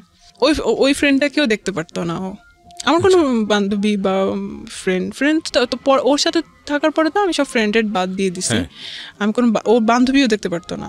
তো একদিন হচ্ছে কি আমি চাইছিলাম যে আমার কোনো বান্ধবীর সাথে যাইতে, কোথাও ঘুরতে যাইতে আর কি। তো ওকে বলছি আর কি যে আমি আজকে আসবো না। তো আচ্ছা ঠিক আছে, আইসো না, আর কখনোই আসা লাগবে না। একটু ইগোইস্টিক ছিল আর কি, ওইগুলো ওর ইগোতে হার্ট করতো। এরপরে হচ্ছে 8 মাস আমি আসলে স্পেসিফিক কারণটা হচ্ছে আমি মানে করতে পারতেছি না, যে 8 মাস হচ্ছে গিয়ে কোনো নাই, কিন্তু এই 8টা মাস আমি অনেক কাঁদতাম আর ওকে ফোন দিতাম, বারবারই পোক করতাম, প্লিজ আমি সরি এরকম বলতাম, ফিরে আসেন, তো হয়তো না। তারপরে হচ্ছে গিয়ে একদিন ও আমাকে বলে যে এর মাঝখানে ঝামেলা হইতেছে, তো আমি ওই ফ্রেন্ডের কাছ থেকে চলে এসে আরেকটা রুমমেটের সাথে থাকা শুরু করতেছি। তো ওই রুমমেটের সাথে ওর কাছে তো আমার সব ফেসবুক আইডি আছে, আমার ফেসবুক আইডি বা হচ্ছে কি পাসওয়ার্ড এগুলো আছে। তো হচ্ছে গিয়ে ও দেখতে পারে কে আমার রুমমেটের নাম কি হ্যান ত্যান। তো ও আমার রুমমেটকে ও রিকোয়েস্ট পাঠায়, বলে যে আমার নামে আমাকে ও অনেক ভালোবাসতো, ও হয়তো এগুলা প্রকাশ করতে পারতেছে না, অনেক সুখ দুঃখের কথা বলে। তা ও আমার রুমমেট আমাকে বলে যে আপু উনি তো এরকম আমাকে মেসেজ দিয়েছিলাম, জাস্ট ঠিক আছে কথা বলে দেখো কি বলে। তারপর হচ্ছে তখন কিন্তু রিলেশনটা ভালো নাই। তারপরে হচ্ছে গিয়ে আমি কোনোভাবে ওকে ছাড়তে চাচ্ছিলাম না, যে যাই হয়েছে ওর সাথেই থাকি। ওর সাথে একটা সময় আমি ওর রুমমেটের ল্যাপটপ থেকে ওকে মেসেজ দিতাম, ও কিন্তু এগুলো এখনো জানে না। আমি ওকে ছোট করতে চাই না, ও ছোট হয়ে যাবে। তারপরে হচ্ছে গিয়ে ও আমার রুমমেট বলতো আপনার মনে হয় ভালো করে ঘাটা উচিত, ওনার মনে হয় ক্যারেক্টারের প্রবলেম আছে এই সে। আমি তুমি অন্য সবকিছু বলতে পারো, এইটা বলতে পারো না, কারণ এইটা আমি বিশ্বাস করি না। ওটা আমি বিশ্বাসই করতাম না ওর কোনো মেইলি প্রবলেম আছে। তারপরে হচ্ছে গিয়ে টুকটাক ফ্ল্যাটিং এখন শুরু হয়ে গেছে আমার রুমমেটের সাথে। তো একটা সময় আমার রুমমেট আমাকে হাইড করতেছিল, বলতেছিল যে ওই হয়তো ওকে বলে দিছে যে বইলো না। তো হয়েছে কি, আমি তখন চিন্তা করতাম ও আমাকে বলে না কেন, ওর ব্যাপারে কিছু কি অবস্থা, ওর কি হইলো। তারপরে আমার বিছানা থেকে ওর আমার রুমমেটের বিছানা দেখা যায়, ল্যাপটপটা এভাবে ক্লোজ। আমার আবার চোখে ভালোই মানে পাওয়ার আছে, আমি হচ্ছে বুঝতে পারি যে কোন চ্যাট বা এসে। আমি হচ্ছে গিয়ে ও আয়নার সামনে কিছু একটা করতেছে, আমি ওর মেসেজ আসছে, নোটিফিকেশনের সাউন্ড হচ্ছে, আমি দেখি যে ওর নাম। তারপরে আমি কিছু বলি না, আমি জাস্ট সময় দিচ্ছি দেখি ও কিছু বলে কিনা ওর ব্যাপারে। তখন আপনার সঙ্গে কোনো সম্পর্ক নাই? না, সম্পর্ক নাই বলতে আমি তো চাচ্ছি, কিন্তু ও আমাকে ইয়ে করে না, ইগনোর করে, ও চাচ্ছে না আমাকে, এরকম আর কি। তারপরে হচ্ছে গিয়ে কি পেলেন আপনি? কয়েকদিন পরে আমি ইচ্ছা করে ওর কথা উঠাইছি যে কি অবস্থা এখন, কি আর মেসেজ দেয়, কি বলছে না তেমন, কই না তেমন কিছু না। আরে আমি কেন ভাই আপনার বয়ফ্রেন্ডের সাথে কথা বলতে যাবো, আমি এগুলোতে ইন্টারেস্টেড না, আপনারা যা খুশি, এমনভাবে কথা বলো আমার রুমমেট। তারপর বলছে, আমি বলতেছি আমি তো সেদিন দেখলাম যে মেসেজ করছে, তুমি খেয়াল করো নাই কি বলছে? আমি শুনতে চাইছিলাম যে ও কি বলে। তারপর বলছে ও আচ্ছা তাই নাকি, দেখি নাই তো, আচ্ছা দেখি, আমি চেক করে দেখি। পরে আমাকে সব চ্যাট, আমি বলছি দাও, আমি একদম সাথে যাই ওর বিছানায়, সব দেখি একদম, আমি সব স্ক্রিনশট আমার কাছে নিয়ে আসি। যেগুলো দেখি সেগুলো হচ্ছে গিয়ে ওর ফ্ল্যাটিং টাইপ, যেগুলো একদম কবি ভাব, কোনো মেয়ে হ্যাঁ ইচ্ছা করলে সবাই পড়ে যাবে। আল্লাহ কি বলেছে, প্রথমেই বলেছে যে ইমোশনালি ব্ল্যাকমেইল করা, ইমোশনালি দুর্বল করে ফেলা। হ্যাঁ, তারপরে হচ্ছে গিয়ে একদিন ও আমাকে বলে নাই, ওর আমার রুমমেটটা হচ্ছে গিয়ে তার বান্ধবীর মামার বাসায় গেছিল তারপর রোজার সময়। তারপরে ও এসে আমাকে বলে যে কি আপু জানেন কি হয়েছে, আল্লাহ কি হয়েছে, উনি তো আমার সাথে দেখা করছে। তাই নাকি, কি হয়েছে, কি বলছে? আরে আপনি জানেন না, কয়েকদিন আগে থেকে আমাকে বলতেছিল তোমার সাথে দেখা করব, কথা আছে। তো আমি ভাবছি আপনার ব্যাপারে কিছু কথা বলবে, হয়তো আমার রিলেশনটা ঠিক করে দিতে পারলে ঠিক আছে, ভালো। ওরাও আমার সব বান্ধবীরা জানে যে আমি তার জন্য অনেক উইক এরকম। তারপরে হচ্ছে কি এই প্রমাণ পেলাম। তারপরে একদিন হচ্ছে আমি ওর প্রোফাইলে যাই, যে দেখি যে আমার একটা ফ্রেন্ড ওর একটা পোস্টে লাইক দিছে। এখন আমি বলছি আল্লাহ, তাও কলেজ ফ্রেন্ড, ও ওকে চিনে কিভাবে, ওর ফ্রেন্ড লিস্টে কিভাবে? আমি আমার ওই ফ্রেন্ডকে নক করি, বলি যে কি অবস্থা, বলতেছে দোস্ত সে কি, তার সাথে আমার ইদানিং পরিচয় না, আমি জানি না তোর সাথে কি। তাকে আমি 2008 সাল থেকে চিনি। সে হচ্ছে আমার কোচিংয়ের টিচার, ফিজিক্স পড়াইতো তখন থেকে।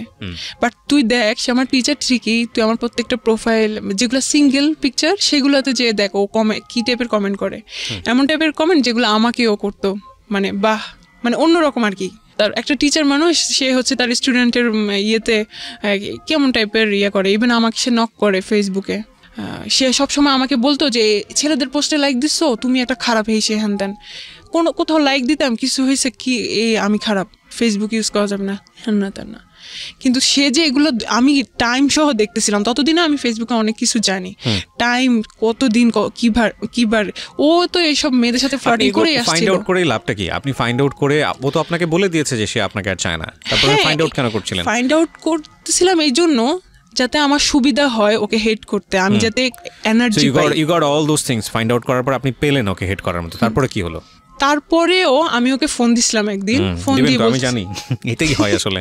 হ্যাঁ, আমি কোনোভাবেই চাচ্ছিলাম না। তো এসে আমাকে বলে, দেখবো তুমি আমাকে কত ভালোবাসো, তোমাকে 4 বছর টাইম দিলাম, তুমি বিসিএস ক্যাডার হবা, ঠিক আছে, বিসিএস ক্যাডার হয়ে তারপরে আমাকে বিয়ে করতে আসবা। তা আমি বলছি এই 4 বছরে তুমি আমার সাথে কোনো কন্ট্যাক্ট করবে না। তা আমি বলছি কন্ট্যাক্ট যদি না করি আমি কীভাবে জানবো আপনি অন্য মেয়েকে, আপনার গার্লফ্রেন্ড হয়ে গেছে কিনা বা এসে হয়ে গেছে, কীভাবে জানবো? বলছি সেটা পরে দেখা যাবে, পরে আসলেই জানতে পারবো, 4 বছর পরে। আগে বিসিএস ক্যাডার হও, তারপরে। আমার কখনো ইচ্ছা ছিল না বিসিএস পরীক্ষা দেওয়ার, কারণ আমি ইঞ্জিনিয়ারিংয়ে পড়ি, আমার বিসিএসের প্রতি ইন্টারেস্ট ছিল না। তারপর আমি বলছি আচ্ছা ঠিক আছে, আমি ওই কন্ডিশনেও আমি রাজি হয়ে গেছিলাম, কারণ আমি কোনোভাবেই ওকে হাতছাড়া করতে চাইছিলাম না। আমি পড়াশোনা নেটে সার্চ দিতেছিলাম কি আছে, কোথায় কি, এভরিথিং সেই রকম বিসিএস এর প্রিপারেশন নেওয়া শুরু করছি। আমার বাবা মা এদিকে আমাকে ফোন দিছিল, তারা ঢাকায় আসতেছে, আমাকে কোনো একটা ছেলে দেখতে আসতেছে, সুইডেনে থাকে। তারপর হচ্ছে গিয়ে আমি গেলাম, এমন অবস্থা বাসায় মনে যেন আজকে বিয়ে হয়ে যাচ্ছে, এরকম একটা অবস্থা। বাসায় সবাই খুব এক্সাইটেড। ওই ছেলের সাথে আমার যখন কথা হইলো, একটা রুমে আমাদেরকে পার্সোনালি কথা বলতে দিল। আমি খুব নার্ভাস ছিলাম, আমি শুধু হ্যাঁ না করতেছিলাম। ওই ছেলেটাকে খুব পজিটিভ মনে হয়েছিল আমার ব্যাপারে। তারপরে হচ্ছে গিয়ে বলতেছিল দেখা হবে, ওই ছেলেটা আমাকে বলতেছিল দেখা হবে ইনশাল্লাহ, এটা বলে চলে গেছে। কিন্তু ওই ছেলেটাকে আমার ফুফুর পছন্দ হয় নাই, কারণ ছেলেটা একটু বয়স্ক ছিল, হেলদি টেলদি ছিল, আমার সাথে তাকে যাচ্ছিল না। তো বুঝতে কি পাগল হয়ে গেছে, মেয়ের লাইফটা নষ্ট করে দিবি, সে হ্যান তেন, অনেক ভালো আসবে ইনশাল্লাহ। তো কোনোভাবে ফ্যামিলি থেকে মানা করে দিল। কিন্তু আমি যে ওইটা ফেস করার পরে, এটা আমার লাইফের ফার্স্ট প্রপোজাল ফ্যামিলি থেকে। আমি বাসায় যাওয়ার পর, আমার মেসেজ যাওয়ার পর আমি অনেক চিন্তা করলাম যে আমার বাবা আমার জন্য ছেলে দেখতেছে, সুইডেন থেকে শুরু করছে, তার অনেক টাকা বেতন, সে কিন্তু অনেক এস্টাবলিশ। আর সে তো আমার গায়ে হাত দেওয়ার সাহস পাবে না, আমার বাবা হাত ভেঙে ফেলবে ওর, বা ফ্যামিলি থেকে একটা ইয়া নিবে। আর আমি যাকে পছন্দ করি, আমি এভাবে ইগনোর হচ্ছি, আমার ভালোবাসার মূল্য তার কাছে নাই। আমি কোথায় আছি, কি করতেছি আমি, এই ধরনের আমি চিন্তা করতেছিলাম। আমি খুব একটা এনার্জি পাইছি ওই জায়গা থেকে। তো আমি ওকে ফোন দিই, ফোন দিয়ে বলতেছি আমি আপনাকে আর ফোন দিব না, আমি আপনাকে আর ডিস্টার্ব করবো না, আপনি আপনার মতো থাকেন। এটা বলার পরে সে হাসছে, কারণ আমি এরকম অনেকবার বলছি যে আমি আপনাকে ফোন দিব না, তারপরেও ফোন দিছি। তো আমি বলছি আচ্ছা ঠিক আছে, আপনি হাসেন আর যাই করেন, এটাই হচ্ছে লাস্ট ফোন। এখানে একটা কথা বলি, আপনাদের মধ্যে কি এমন কোনো কিছু ছিল যেটা তারা সে তাকে আপনাকে ব্ল্যাকমেইল করতে পারতো? সরি, আমি এটা স্কিপ করে গেছি। হ্যাঁ, ও হচ্ছে, ওর কাছে আমার 2টা ভিডিও আছে। একটা ভিডিও হচ্ছে গিয়ে খুব অ্যাবনর্মাল, আমি কাঁদতেছিলাম যে আমি সরি, আমি এরকম করবো না, আমি আর ওকে সার্চ দিব না, এদেরকে আর সার্চ দিব না। আর হি ওয়াজ রেপিং মি। এটা ভিডিও করেছে, এটার ভিডিও করছে, এটা ফার্স্ট ভিডিও করছে। বলতেছে আমি এগুলার কাছে দাঁড়ায় না, আমি এগুলো পছন্দ করি না, কিন্তু আমার মনে হয় এখন করা উচিত। ও এটা বলতেছিল। আমি যাই হোক, তারপর এটা ছিল ফার্স্ট পার্ট। আমি জানি, আমি তখন বিশ্বাস করছিলাম ওগুলো ডিলিট করে দিবে, কারণ আমি ওকে অনেক বিশ্বাস করতাম।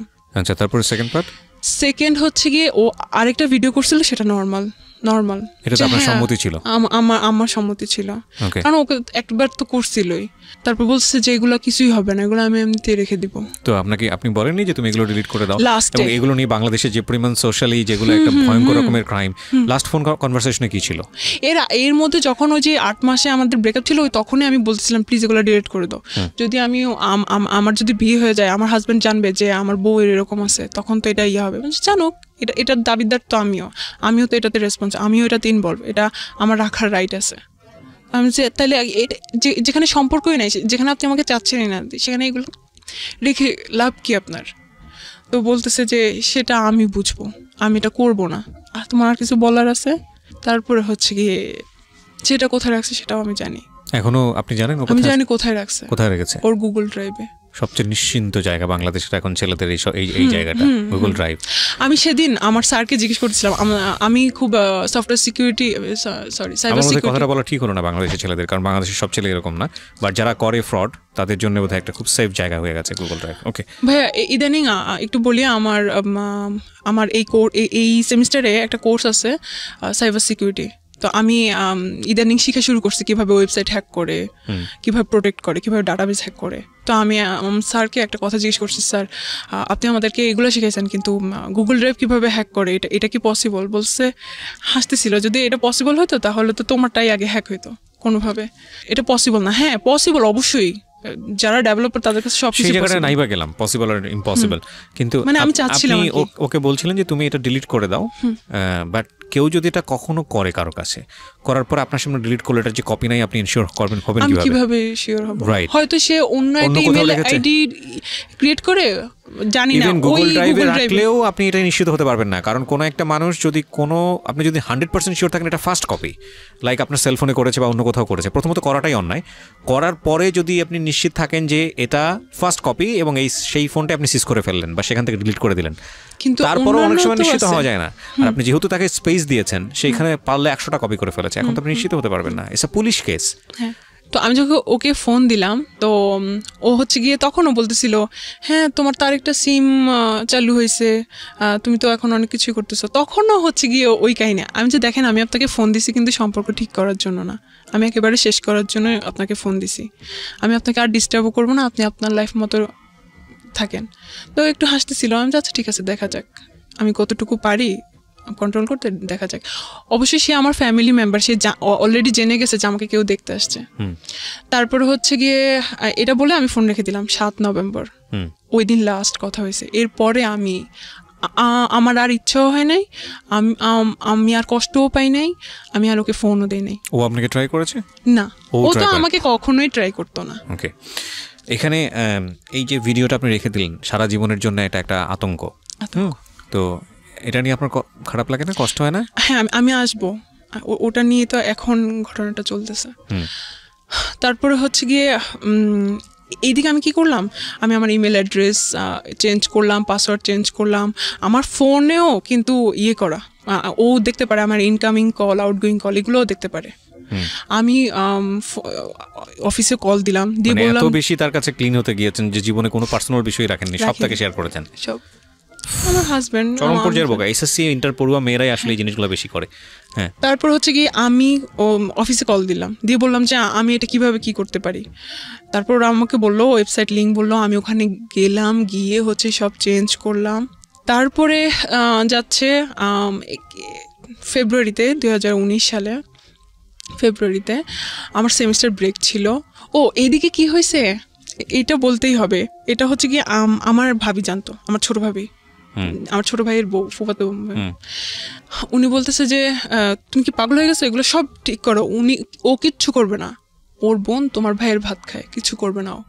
আমি খুব ভয় পাচ্ছিলাম, কিছু এভাবেই সাহস দিছে। তারপরে সব করছি। তো ওনার সাথে আমাকে কথা বলতে দিত না।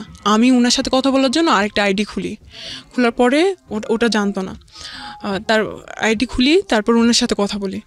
তো ওই আইডিতে আমার আরও 2টা ফ্রেন্ড যাদের সাথে কথা বলতে দিত না, ওই আমার বান্ধবী, কোনো ছেলে ফ্রেন্ড ছিল না, ওদেরকে হচ্ছে কি আমি অ্যাড করার পরে তো ওখানে তখন nika.com নামে একটা ওয়েবসাইট, তখন ওয়েবসাইট ক্রিয়েট করা আমাদের একটা প্রজেক্ট হয় তো nika.com নামে আমার ফ্রেন্ড হচ্ছে একটা ওয়েবসাইট করবে, ওখানে পাত্রপাত্রী সব করবে। তখন এটাও কি পসিবল, পাত্রপাত্রী নেটেও পাওয়া যায়। তারপর হচ্ছে আমি বলছি হ্যাঁ তুই সার্চ দিয়ে দেখিস এরকম অনেক ওয়েবসাইট আছে। আমি সার্চ দিয়ে দেখলাম সত্যি আসলে ওয়েবসাইট আছে। আমি দেখলাম ওখানে কি আছে, ওখানে অনেকে পোস্ট করে আমার এরকম টাইপের মেয়ে লাগবে, ওইরকম টাইপের মেয়ে লাগবে। তারপর হচ্ছে কি এটাকে আমার খুব ফালতু মনে হয়েছে, খুব চিপ মনে হয়েছে। ওখানে ওইটাতে আমি দেখার পরে ওই সাইডে আরও অনেক সাজেস্ট আসে যে ফাইন্ড ট্রু লাভ, তারপরে হচ্ছে কি ডেটিং সাইট এরকম। সো ফাইন্ড ট্রু লাভ, যে ট্রু লাভ এরকম ট্রু লাভ পাওয়া যায় না, এইদিকেও ট্রু লাভ পাওয়া যায় এরকম। তো আমি হচ্ছে কি খুব ইন্টারেস্টেড ছিলাম। আমি হচ্ছে কি ক্লিক করে দেখি যে ওখানে প্রথম যে পোস্টটা, আমি ওখানে ঘুরেও দেখি নাই যে কী আছে, 2-3 দিনও ছিলাম না ওই জায়গায়। ফার্স্ট যেদিন আমি হচ্ছে করি, যে দেখি যে একটা ছেলে পোস্ট দিছে, একটা সিরিয়াস মনের গার্লফ্রেন্ড চাই, সিরিয়াস, যে হচ্ছে হ্যাঁ করবে না। তো আমি না আসলে হচ্ছে গিয়ে ট্রাই করার জন্য আসলে দেখি কী করে, ও আসলে কি কথা বলে। আমার আইডিতে কিন্তু কোনো ছবি ছিল না, কোনো পোস্ট না, কিছু না, ওটা দেখতেই ফেক আইডির মতো দেখা যায়, যে আইডিতে আমি আমার ভাবির সাথে কথা বলতাম। তারপরে হচ্ছে গিয়ে ওই আইডিতে আমি জাস্ট একটা হাই দিই, আমি চলে আসি, ওখান থেকে স্কিপ করে আমি আমার আইডিতে চলে আসি, আমি করি। তারপরে হচ্ছে গিয়ে দেখি কতক্ষণ পর আবার যে দেখি ওই ছেলে আমাকে হ্যালো বলে হাই। তা আমি বলছি আমি বাংলাদেশ থেকে, please don't think that I am fake or something like that. ফার্স্টে একটু আমি না তখন ওর প্রোফাইলটা চেক করি না, যখন ওর দেখতেছি রিপ্লাই দেওয়া শুরু করছি তখন আমি যে দেখি ও হচ্ছে শ্রীলঙ্কান, বাট ওর ফেসটা হচ্ছে কি খুব টাইপের, ঠিক আছে। তো আমি ওকে অনেক কথা হয়, তো বলতেছে যে আমি হচ্ছে কি ছবি দেখতে পারি, আমি নিজে থেকেই বলতেছি যে আপনি চাইলে আমার ছবি দেখতে পারেন, কিন্তু আমি আমার ছবি হচ্ছে গিয়ে প্রোফাইলে দিতে কমফোর্টেবল ফিল করি না। তারপরে বলতেছিল যে আচ্ছা ঠিক আছে, হ্যাঁ অবশ্যই আমি কার সাথে কথা বলতেছি আমি দেখতে চাই। তো আমি আমার ভাইয়ের সাথে থাকে একটা ছবি দিছি, দেওয়ার পরে হিজাব সহ, ঠিক আছে, দেওয়ার পরে ও কতক্ষণ পরে বলতেছিল you are so cute, but এই প্রবলেম, আমাদের এই ধরনের কোনো প্রবলেম নাই, কিন্তু তোমাদের ইয়েতে এইরকম সমস্যা যে কাউকে বিয়ে করা। সে খুব সিরিয়াস ফার্স্ট থেকে, সে ভাবছে যে আমি তাকে রিকোয়েস্ট মেসেজ পাঠিয়েছি, হয়তো আমি রাজি যে বিয়ে টিয়ে টাইপের বা রিলেশন করতে রাজি, এই টাইপে ও কথা বলছে। এবং আপনি তার সম্পর্কে তেমন একটা জানেন না? জানি না, কিছু জানি না। তারপরে হচ্ছে গিয়ে আমি বলছি আপনি কি শ্রীলঙ্কা থেকে আমি তখন হচ্ছে গিয়ে বানানটা ভুল করছি, শ্রীলঙ্কা লিখছি, শ্রীলঙ্কা। তো হাসতেছিল এভাবে। তারপরে হচ্ছে গিয়ে বলতেছে যে এটা আমি আসলে চাই না আমার জন্য কোনো কমপ্লেক্সিটিতে তুমি পড়ো, কারণ তোমাদের ইসলামে হচ্ছে গিয়ে এটা পারমিট করে না। তো আমি বলতেছি যে আল্লাহ, তাই নাকি? আপনি মুসলমান না? আমি তখনও দেখি নাই, আমি প্রোফাইলে দেখতে পাচ্ছিলাম না। তার বলছে না আমি বুদ্ধিস্ট। তারপর আমি বলতেছি যে ও, আমি এটাকে কিছুই মনে করি না, কারণ আমি তাকে বিয়ে করতে যাচ্ছি নাকি। আমি বলতেছি যে হ্যাঁ সমস্যা নাই, you can stay with me as a friend. তো বলতেছে যে না বাট এটা প্রবলেম হবে। আচ্ছা আমি কি যাওয়ার আগে আমি তোমার একটু ভয়েস শুনতে পারি? তো আমি আসলে আমি মেসেঞ্জার কীভাবে ভয়েস সেন্ড করতে হয় আমি আসলে যাই না। সো আপনার হোয়াটসঅ্যাপ থাকলে আমি হোয়াটসঅ্যাপে হচ্ছে গিয়ে করতে পারি। তো আমাকে হোয়াটসঅ্যাপ নাম্বার দেয়, আমি হোয়াটসঅ্যাপ নাম্বার দিই, হোয়াটসঅ্যাপে হচ্ছে গিয়ে আমি ভয়েস রেকর্ড পাঠাই। তো ও খুবই ইমপ্রেস আমার প্রতি ফার্স্ট থেকেই। মানে আমার ভাইয়ের সাথে যে ছবি ওটা দেখেই নাকি খুব ইমপ্রেস আমার প্রতি। তারপর হচ্ছে গিয়ে বলতেছে খুব কষ্ট বা আফসোস হচ্ছিল আর কি ওর, যে আমি হয়তো ওকে রাখতে পারবো না ধর্মের কারণে, হয়তো ও চলে যাবে এরকম। তাই আমি আসলে হ্যাঁ এটা পসিবল। আমি তখনও সিরিয়াস না, আমি এমনিতে বলতেছিলাম যে হ্যাঁ বিয়ে করা পসিবল যদি কেউ কনভার্ট করে। বলছে না আমি তো এটা কখনোই করবো না, আমি তো কনভার্ট কখনোই হব না। তো আমি বলছি তাইলে এটা পসিবল না, কারণ এটা এরকম কোনো সিস্টেম নাই। তো বলছে আসলে সিস্টেম নাই না, এটা হচ্ছে কি ও তো ওর ধর্মের মতো কথা বলে, তাই না? ও তো আর আমাদের ধর্মের ব্যাপারে তো জানে না। তো বলছে আসলে এটা মানুষের বানানো রুলস, এটা আসলে সিস্টেম না। তা আমি বলছি যে না মানুষের বানানো রুলস না, এটা হচ্ছে এরকম।